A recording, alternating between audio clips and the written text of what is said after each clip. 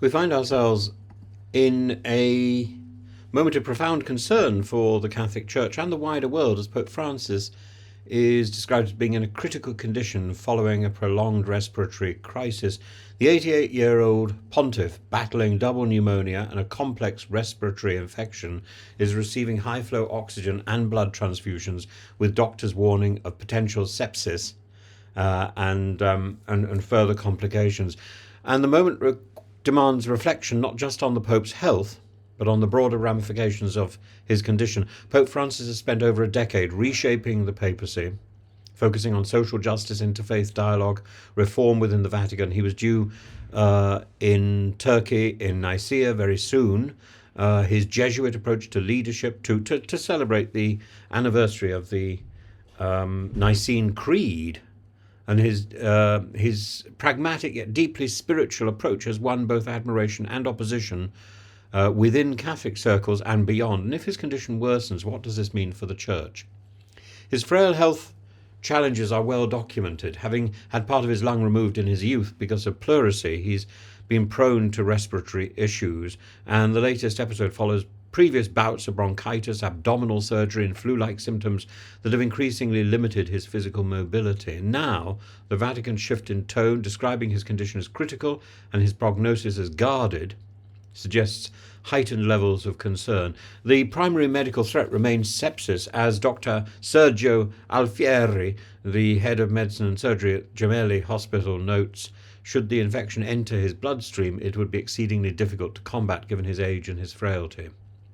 Despite remaining alert and spending time in an armchair, Francis is keenly aware of the gravity of his condition, reportedly telling his doctors to relay that he knows he is in danger.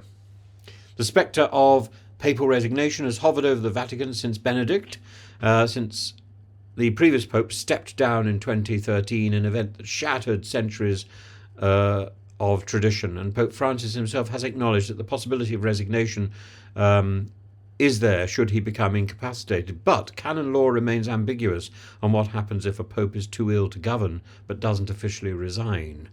And of course, there is modern experience of this with the sort of reduced capacity of John Paul II towards the end of his life, of Paul VI in the last month or so of his life, of John the 23rd, and a papal resignation would trigger a complex constitutional moment in the Church, given the absence of clear guidelines. And Francis's progressive theological agenda, centering on synodality, LGBTQ plus inclusion, economic justice, has ruffled feathers among conservative factions, and some within the Church might see an early departure as an opportunity to reset the papacy towards a more traditionalist cause.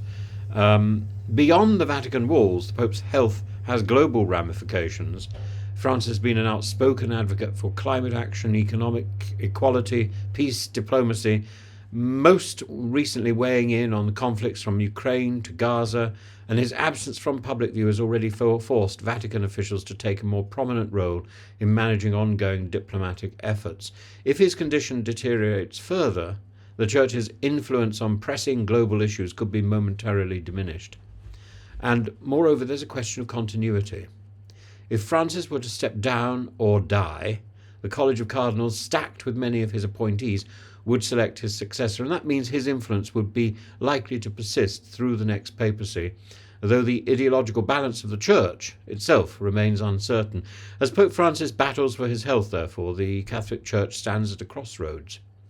His vision has redefined the papacy for the modern world, but questions now emerge about succession, theological continuity, and the control of the Church in a time of crisis. Whether he recovers, or whether this marks the twilight of his tenure, or indeed the moment of his resignation, one thing is certain: the coming weeks will be among the most consequential in recent Vatican history.